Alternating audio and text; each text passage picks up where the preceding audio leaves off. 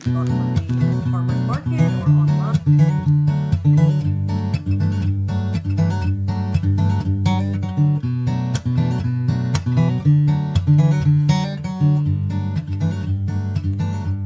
Hey there, welcome back to my channel. I'm Sarah. This is Brown Family Goods. I thought that tonight we would just make dinner together. So I'm making some orange chicken tonight for Alan and I for dinner. And I thought I would just bring you right along. So let's go ahead and jump in and get started. So I bought a big pack of chicken breast tenderloins. For this recipe, I'm going to use, this is almost 3 pounds, 2.5 pounds. Because I want to have enough for tonight and then maybe a little leftovers as well. If we get all of the things prepped first, then it'll come together really, really quickly once it's time to start cooking. All right, I washed my red bell pepper. We're just going to get this stuff chopped up and just set it aside until we need it to actually start cooking with.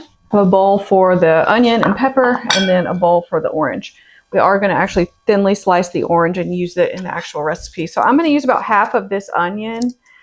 Let's just cut it down a little bit first. We'll use this one for a garbage bowl, basically. Oh, I need to get a few cloves of garlic out of my front room up there as well. Can't forget about that. So this recipe is really easy. It's basic ingredients, but it comes together to make a really yummy orange sauce and a little bit easier orange chicken than when you have to fry it. This doesn't really call for frying. It's just, you know, the chicken isn't coated or anything. So it just makes it for a much easier recipe, in my opinion.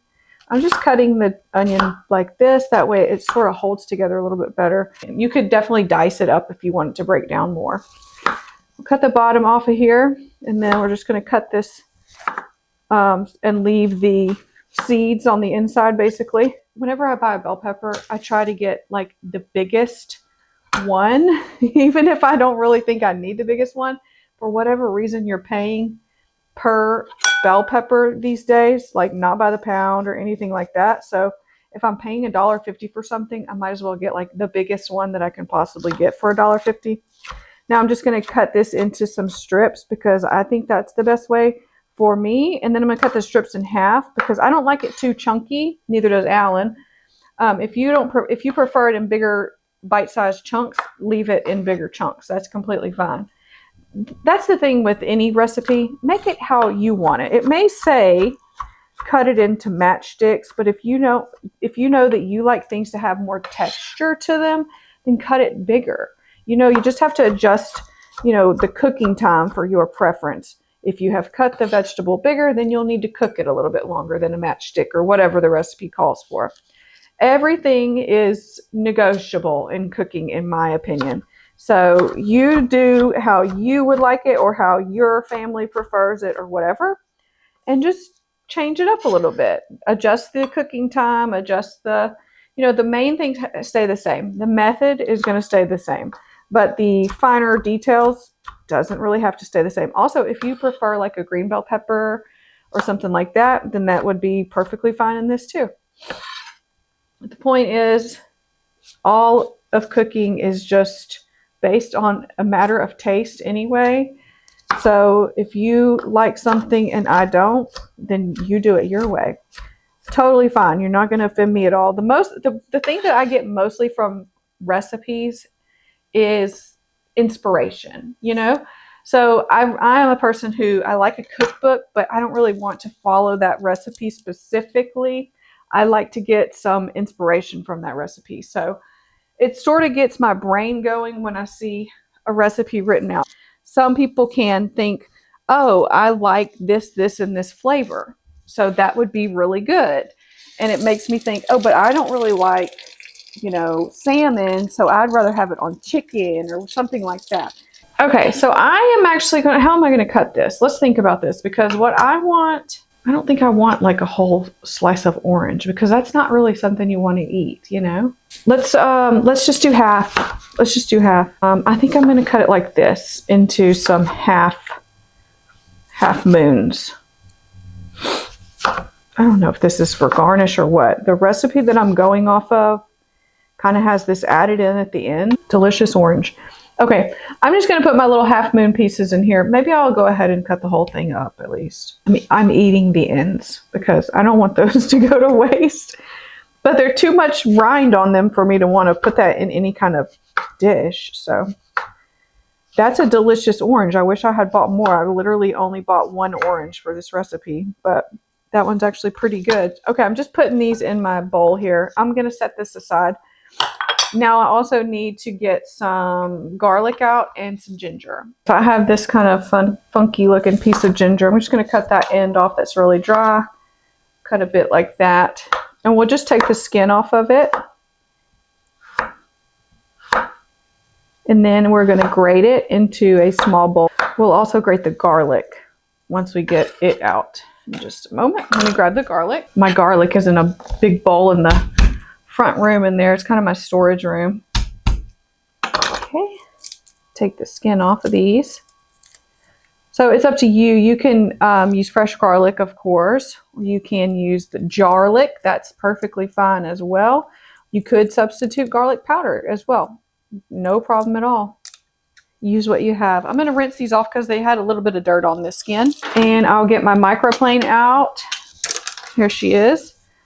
I'm just going to grate it onto my bench here and then I'll throw it into a bowl in just a minute. Trying not to grate my fingers. It's a Monday today. Last week I really had no plans for dinners at all. I did have plans for our anniversary, which was on Tuesday last week, I believe. And then that didn't work out at all because we ended up having things going on for work. Our business partner was in town. So we ended up spending our anniversary with him. We had lunch out that day and then we ended up having dinner out that night with him and all kinds of stuff. Things for the anniversary meal never really came together. What I was going to make for our anniversary meal was chicken brine. But I was going to make chicken brine. It's a recipe that they used to make at Carrabba's. I don't even know if Carrabba's is open anymore. I just know we have not had one near us for a long time. But anyway, we used to eat chicken brine. I think that was one of the first restaurants that we ever really liked together, you know. And that was definitely one of the meals that we used to like getting there. So I have made that several times for us, and I thought, oh, that'll be nice to make for our anniversary. Well, as I said, that never really came together. At some point, I'll make that, but it wasn't for our anniversary. And that's fine. Okay, so this won't take very long to take the tendons out of these tender loins. And the reason you do this is these are going to cook up so much better for you. Do it. Get a fork. Get some paper towel. I'm going to get 2 off of here in case I need to replace it. Take your tender. If you saw what my other video, I think it was my maybe game day snacks video. I did this when I showed you this as well when I was making those tenderloins. And you just put your fork here on the tendon where that white piece is sticking out and pull the chicken through there. So your chicken is going to come off a little bit wonky like this, but we're cutting this down into pieces, small bites anyway. So it's completely fine. Just move it off to the side and keep on going. The thing is, if you don't take this out, the chicken kind of draws up. And that's how you get those tough pieces in your chicken. So it tastes so much better. It's actually worth the effort to pull this out of there, in my opinion. And then you get really tender white meat chicken pieces. I prefer even to cut down these tenders over a chicken breast because even a chicken breast can be kind of funny when you cut it up into like bite-sized pieces. It just has kind of a texture to it. So just my opinion. If you don't mind this in there, then don't even worry about doing this step. But I actually do think that it makes a pretty big difference in the final tenderness of the chicken. This is kind of a tough time of the afternoon, which is why it's hard to make cooking videos in the afternoon because of the dogs. Last one of these, and then we can get the chicken diced up into some smaller bites. So I have my bowl here. I'm going to put my chicken over into that as I dice it up.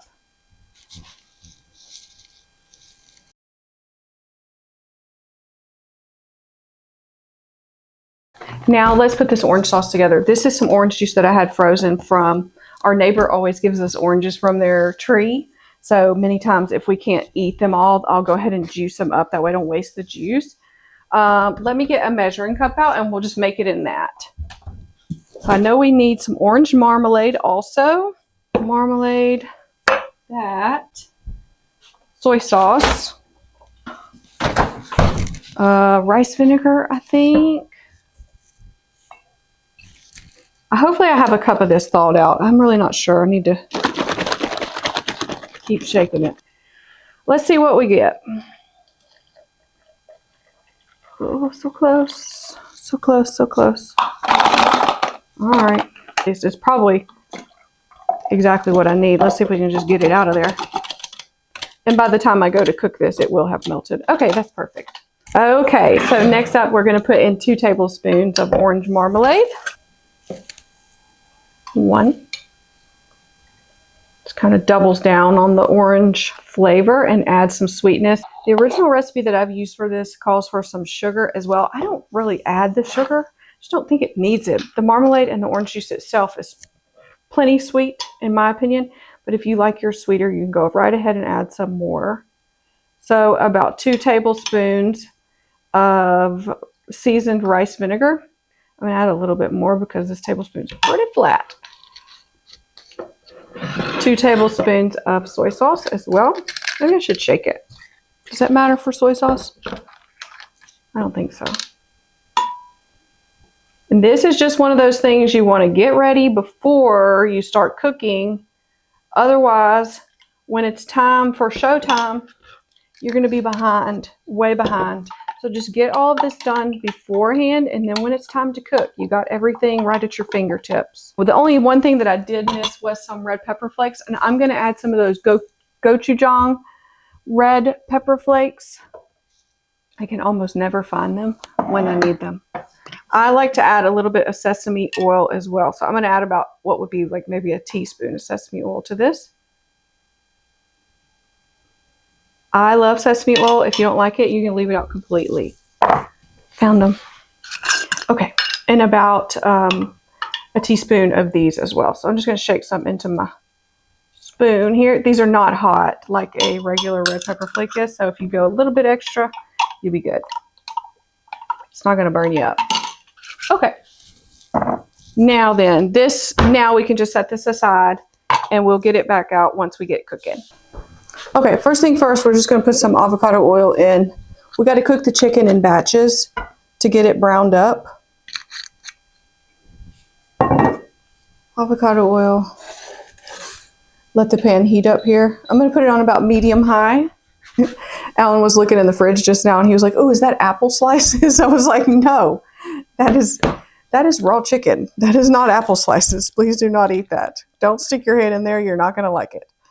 So a couple of things that I put on this chicken before I popped it in the fridge to hang out for a little while. Salt, pepper, a little bit of soy sauce, sesame oil, and a little bit of avocado oil as well. So that's it. Now we're just going to put it into the pan. Once the pan heats up, we're going to do about half a batch at a time. Let it get nice and browned up. And then we'll cook the sauce. This is a great recipe actually for the Blackstone. And I would be doing it on the Blackstone, but it is like 50-something degrees, and that's cold for me. So I don't want to cook on the Blackstone tonight. I originally picked this recipe because I was like, "Ooh, I'll cook this on the Blackstone. It'll be so easy," which it would. You could dump all this chicken on there at once and all that, but I'm not in the mood. And the wind is like howling today. The last few days, it has been so windy because we've gone from, 80-something degrees here, back on down to overnights in the 30s and pretty chilly in the day again. But at least the sun is still out. That's good. So I'm just spreading the chicken out into a single layer, but it's not very pleasant to be standing out there at the Blackstone cooking when the wind is blowing that cold, cold wind in. In fact, I may go ahead and put my sauce into a saucepan and let it start to reduce while we cook the chicken and the vegetables. Because the sauce for this starts out as pretty liquid. You know, after all, we do have a full cup of orange juice in here. And so let's just go ahead and do that. We'll put it into a saucepan here. We'll let it start to thicken and reduce. So basically you're just wanting the water to cook off of the sauce and be left with more of a concentrated flavor. Okay, one thing while I have you here, I'm going to tell you, sometimes you eat people's food and you're like, this tastes better than when I made it, or this looks better than when I made it. This is some of the things that I do to enhance the flavor of my food. Okay, this one, the flavor and the look of the food. Parsley.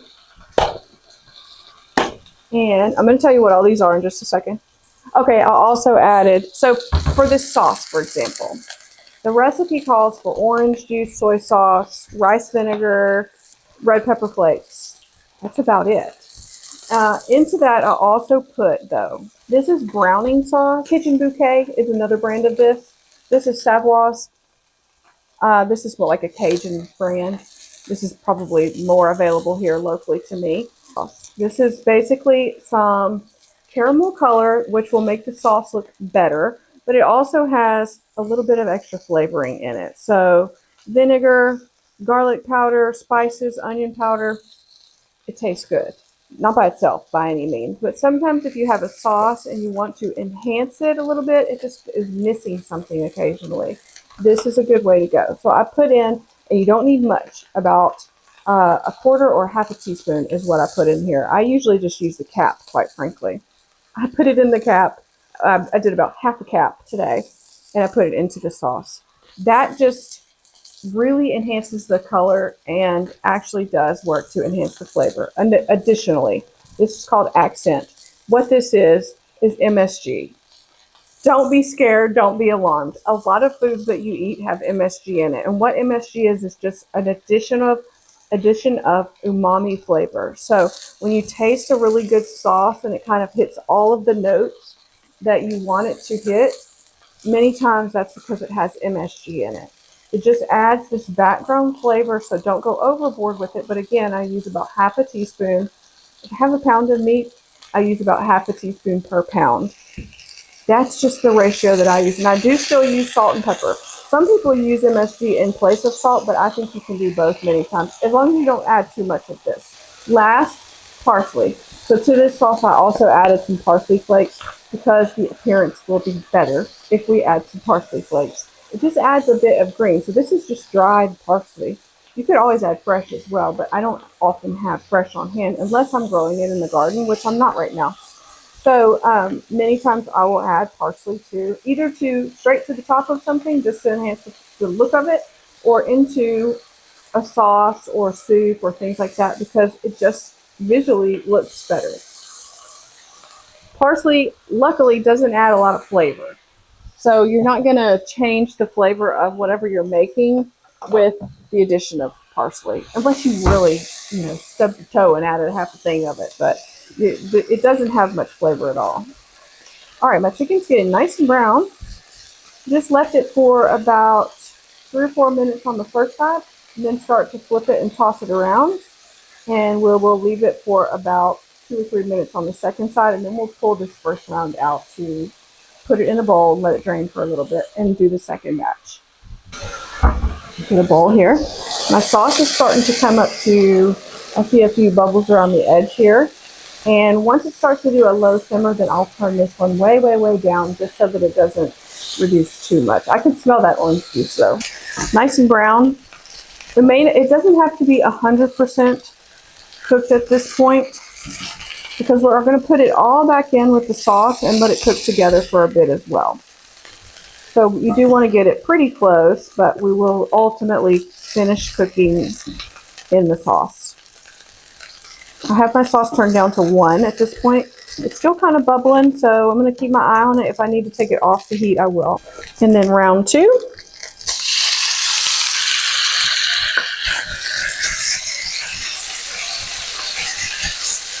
Kind of smashing it where it's nice and flat on the pan.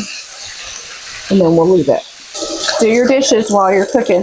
That stuff doesn't need my attention right now, so I've got a couple good minutes that I can put all this into the dishwasher.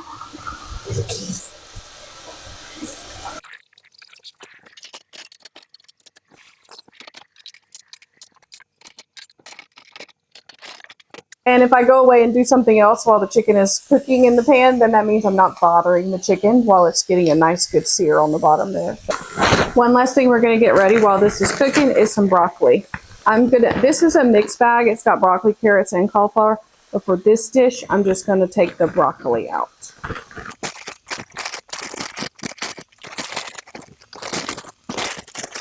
Pour this chicken out, and then we'll put the vegetables in and let them soften up. I need to add a little bit more oil to the pan after this because I think we've reached our limit on that. So we'll add a bit more oil.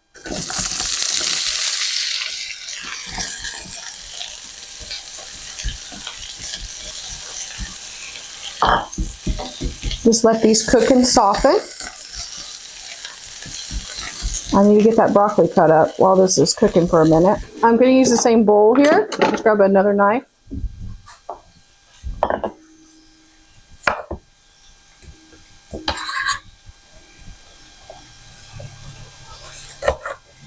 You just want to cut it down into pieces that you can eat easily, you know, bite size, where you can fit it on a fork and into your mouth without having to struggle. So if you were making rice, you would want to make the rice at this point as well. Put it in your rice cooker or your Instant Pot, or have it going on the stovetop at this point. And that makes sure every single thing is going to come together at the same time. Okay, I'm going to leave these here to sit for just a minute. I'm going to let them sort of char. And on top, I'm going to put the broccoli. I'm going to put the garlic and ginger in as well. Not touching the pan though, because the pan would be too hot and that would burn. So I'm just putting it on top for now, and then we'll mix it through in a few minutes. Okay, now is the time. I'm going to put the chicken back in, and we're going to start to toss everything together. There is some liquid in the bottom of this, so that's going in too. That's good flavor. Okay, I don't technically have a lid for this, but we are going to have a makeshift lid. So in goes the sauce, because we need this to kind of boil and cook in the bottom of this pan, and that will steam and cook the rest of the broccoli and everything the rest of the way too. We'll put it in. It's going already. This one can turn off. I'm going to use my pizza pan to cover it up for a few minutes. Just pop that on. It's going to be screaming hot. This pan is when I go to take it off. Remind me. Don't let me forget. What I'm going to get ready for rice is one of these microwave rices. I really don't think I'm going to do the oranges. I think we're just going to eat the oranges on the side. I don't want to put those. If I was doing it on the Blackstone, I would put those on the Blackstone and let them cook and sear. I don't really want to put them into this pan of food though. That just seems odd to me. Okay, the rice is literally just 90 seconds in the microwave. How hot is it? Let's see. It's hot. It's very hot. All right, clean this off. Do y'all like my new cutting board? That Alan did get me that for our anniversary last week, and I absolutely love it. I absolutely love it. I think it's so pretty, and I love the size of it, that it sits right here on my cooktop, and it kind of looks nice there. Okay, look at this. Look how beautiful it is already. Oh my gosh, it looks so good. Okay, now we're going to leave the top off so that the sauce can further thicken and reduce. I definitely don't think it needs to be sweeter. I actually think it needs some more soy sauce. And then I'm going to use a cornstarch slurry. So into here, I'm going to put about 2 tablespoons of water and about a tablespoon of cornstarch.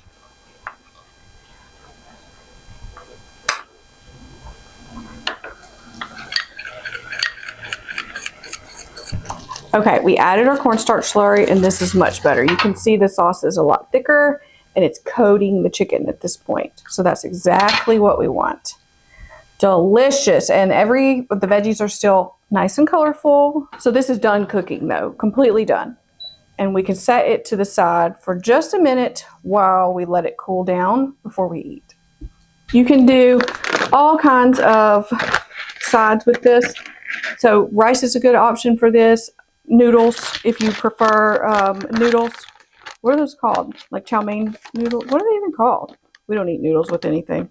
We are not pasta people here, but we are rice people. All right, we're going to try it out. First, I want a little piece of pepper, and let's check this sauce and see how we like the sauce. Yes, it's good. A little piece of chicken.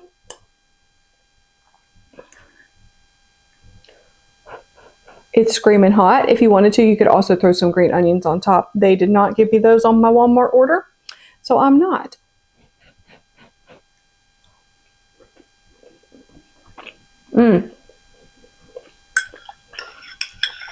Yes, it is delicious. Very orangey. If you want more spice to it, add more red pepper flakes than what I added. This is a 10 out of a 10. I love this.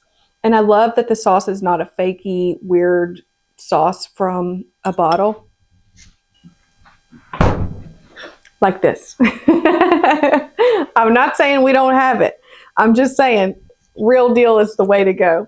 So I highly recommend this. If you like orange chicken or you like Asian flavors, this is a way to go. All right, well, that is dinner done. And that is a mostly from scratch meal that you can enjoy any weeknight, whether you've got a lot of time or a little.